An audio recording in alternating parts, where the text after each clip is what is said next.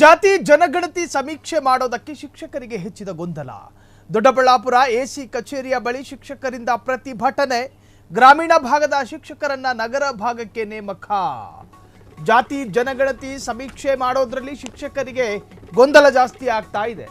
Doddaballapura AC ಕಚೇರಿಯ ಬಳಿ ಶಿಕ್ಷಕರಿಂದ ಪ್ರೊಟೆಸ್ಟ್ ಅಥವಾ ಪ್ರತಿಭಟನೆ. ಗ್ರಾಮೀಣ ಭಾಗದ ಶಿಕ್ಷಕರನ್ನ ನಗರ ಭಾಗಕ್ಕೆ ನೇಮಕ. ನಗರದಿಂದ 40 ಕಿಲೋಮೀಟರ್ ಇರುವ ಶಾಲೆಯಿಂದ ಬರುವುದು ಅಸಾಧ್ಯ. ಹಿಂದುಳಿದ ವರ್ಗದ ಇಲಾಖೆ ಕೇವಲ ಒಂದು ತರಬೇತಿ ನೀಡಿದೆ. ಅದರಲ್ಲೂ ಕೆಲ ಗರ್ಭಿಣಿ ಮಹಿಳಾ ಶಿಕ್ಷಕರ ಅವರನ್ನು ನೇಮಿಸಿದ್ದಾರೆ. ಅನಾರೋಗ್ಯದಿಂದ ಬಳಲುತ್ತಿರುವಂತಹ ಶಿಕ್ಷಕರನ್ನ ಬಳಸಿಕೊಳ್ತಾ ಇದೆ. ಶಿಕ್ಷಕರ ಗೊಂದಲಗಳನ್ನು ನಿವಾರಿಸುವಂತೆ ಪ್ರತಿಭಟನೆಗಳಾಗಿದೆ. ಗೊಂದಲ ಹರಿಸಿದರೆ ನಾವು ಸಮೀಕ್ಷೆಗೆ ಸಿದ್ಧ. ಬೇಡಿಕೆ ಮತ್ತು ಗೊಂದಲಗಳನ್ನು ನಿವಾರಿಸುವಂತೆ ಆಗ್ರಹಗಳು ವ್ಯಕ್ತವಾಗಿದೆ. ಜಾತಿ ಜನಗಣತಿ ಸಮೀಕ್ಷೆ ಈಗಾಗಲೇ ಆ ಒಂದು ಪ್ರಕರಣ ಕೋರ್ಟ್ ಮೆಟ್ಟಿಲೇರಿದೆ. ಈ ಪ್ರಕರಣ ಅಥವಾ ಈ ಒಂದು ಜಾತಿ ಗಣತಿ ವಿಚಾರ ಮುಂದುವರಿಯುತ್ತೋ ಅಥವಾ ಸ್ಟೇ ಬರುತ್ತೋ ಕೋರ್ಟ್ನಿಂದ ಗೊತ್ತಿಲ್ಲ. ಆದರೆ ಜಾತಿ ಜನಗಣತಿಯನ್ನು ಮಾಡೋದಕ್ಕೆ ರಾಜ್ಯದ ಎಲ್ಲ ಭಾಗಗಳ ಶಿಕ್ಷಕರನ್ನು ನೇಮಕ ಮಾಡಲಾಗಿದೆ. ಅವರ ಕೈಯಲ್ಲೊಂದು ಮೊಬೈಲು, ಅದಕ್ಕೊಂದು ಆ್ಯಪು, ಮನೆ ಮನೆಗೆ ಹೋಗ್ತಾರೆ. ನೀವೆಷ್ಟು ಜನ ಇದ್ದಾರೆ ಅಂತ ಕೇಳ್ತಾರೆ.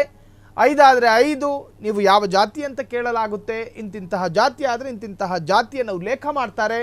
ಸೊ ಈಗ ಶಿಕ್ಷಕರಲ್ಲಿ ಗೊಂದಲ ಏನು ಅಂತ ಕೇಳಿದ್ರೆ, ಗರ್ಭಿಣಿ ಶಿಕ್ಷಕರನ್ನು ಕೂಡ ನಗರ ಭಾಗದಿಂದ ಗ್ರಾಮೀಣ ಭಾಗಕ್ಕೂ, ಗ್ರಾಮೀಣ ಭಾಗದಿಂದ ನಗರಕ್ಕೂ, ನಗರದಿಂದ 40 ಕಿಲೋಮೀಟರ್ ಇರುವಂತಹ ಶಾಲೆಗೂ ಕೂಡ ಅವರು ಹೋಗಬೇಕಾಗಿ ಬರುತ್ತೆ. ಗರ್ಭಿಣಿಯರು ಕೂಡ ಇದರಿಂದ ತೊಂದರೆ ಅನುಭವಿಸ್ತಾ ಇದ್ದಾರೆ. ಈ ಗೊಂದಲಗಳನ್ನು ನಿವಾರಿಸಬೇಕು ಅಂತ ಹೇಳಿ ಬೇಡಿಕೆಗಳು ವ್ಯಕ್ತವಾಗಿದೆ. ಈ ಬಗ್ಗೆ ಅಲ್ಲಿನ ಜನ ಅಥವಾ ಅಲ್ಲಿನ ಸ್ಥಳೀಯ ಶಿಕ್ಷಕರು ಮಾತನಾಡಿದ್ದಾರೆ. ಕೇಳಿಸ್ಕೊಂಡು ಬನ್ನಿ. ಎಲ್ರಿಗೂ ನಮಸ್ಕಾರ. ಇವತ್ತೇನು ಕರ್ನಾಟಕ ರಾಜ್ಯಾದ್ಯಂತ ಶೈಕ್ಷಣಿಕ, ಸಾಮಾಜಿಕ ಮತ್ತು ಆರ್ಥಿಕ ಸಮೀಕ್ಷೆಯನ್ನು ಕೈಗೊಳ್ಳಬೇಕು ಅಂತ ಹೇಳ್ತಾ ಇದ್ದಾರೆ. ಈ ಒಂದು ಕಾರ್ಯಾಗಾರವನ್ನು ಯಶಸ್ವಿಗೊಳಿಸೋದಕ್ಕೆ ಸರ್ಕಾರ ಸುತ್ತೋಲೆಯನ್ನು ಹೊರಡಿಸಿದೆ. ಯಾವ ಥರ ಸುತ್ತೋಲೆ ಹೊರಡಿಸಿದೆ ಅಂದರೆ, ಎಲ್ಲ ಇಲಾಖೆಯ ಸಿ ಮತ್ತು ಡಿ ದರ್ಜೆಯ ನೌಕರನ್ನು ಬಳಸಿಕೊಂಡು ಈ ಕಾರ್ಯಕ್ರಮವನ್ನು ಯಶಸ್ವಿಗೊಳಿಸ್ಬೇಕಂತ ಹೇಳಿದ್ದಾರೆ. ಆದರೆ ಇಲ್ಲಿ ನಮ್ಮ ದೊಡ್ಡಬಳ್ಳಾಪುರ ತಾಲೂಕಲ್ಲಿ ಬೇರೆ ಇಲಾಖೆಯ ಒಂದು ಸಿ ಮತ್ತು ಡಿ ಗ್ರೇಡ್ ನೌಕರನ್ನು ಕೈಬಿಟ್ಟು ಕೇವಲ ಶಿಕ್ಷಕರನ್ನೇ ಮಾತ್ರ ಬಳಸ್ಕೊಂಡು ಕಾರ್ಯಕ್ರಮವನ್ನು ಮಾಡಿಕೊಟ್ಟಿದ್ದಾರೆ. ಇದರಿಂದ ಶಿಕ್ಷಕರಿಗೆ ಭಾಳ ತೊಂದರೆ ಆಗ್ತಾ ಇದೆ ಸರ್. ಏಕೆಂದರೆ ಇವತ್ತು ಆಲ್ರೆಡಿ ಬನವತಿ ಇಲ್ಲಿ ದೊಡ್ಡಬಳ್ಳಾಪುರಕ್ಕೆ 45 ಕಿಲೋಮೀಟರ್ ದೂರದಲ್ಲಿರುವಂಥ ಒಂದು ನಗರದಲ್ಲಿ ಕೆಲಸ ಮಾಡುವಂಥ ಶಿಕ್ಷಕನನ್ನು ಆ ಭಾಗದಲ್ಲೇ ಹಾಕಿದಾಗ ಕಾರ್ಯಕ್ರಮ ಯಶಸ್ವಿಯಾಗುತ್ತೆ. ಅಲ್ಲಿರುವಂಥ ಶಿಕ್ಷಕರನ್ನು ತಂದು ಇಲ್ಲೆಲ್ಲೋ ಗೊತ್ತಿಲ್ಲದಂಥ ವೀರಭದ್ರಪಳ್ಳಿ ಆಗಿರ್ಬೋದು, ಕಚೇರಿಪಳ್ಳಿ ಹಾಕಿದಾಗ ಆ ಶಿಕ್ಷಕರಿಗೆ ಮಾಡೋದಕ್ಕೆ ಭಾಳ ತೊಂದರೆ ಆಗ್ತಾ ಇದೆ. ದಯವಿಟ್ಟು ಏನು ನಮ್ಮ ತಾಲೂಕು ದಂಡಾಧಿಕಾರಿಗಳಾಗಿರ್ಬೋದು, ಹಿಂದುಳಿದ ವರ್ಗದ ಇಲಾಖೆ ಅಧಿಕಾರಿಗಳಾಗಿರ್ಬೋದು, ಮತ್ತು ಶಿಕ್ಷಣಾಧಿಕಾರಿಗಳಾಗಿರ್ಬೋದು, ಎಲ್ಲ ಅಧಿಕಾರಿಗಳು ಯಾವ ಇಲಾಖೆ ಕೈ ಬಿಟ್ಟಿದ್ದಾರೆ, ನಮ್ಮಲ್ಲಿ 60% ತೊಗೊಳ್ಳಿ, ಮಿಕ್ಕಿದ 40% ಗಣಿತದಾರನಾಗಿ ಬೇರೆ ಇಲಾಖೆಯನ್ನು ತೊಗೊಬೇಕು.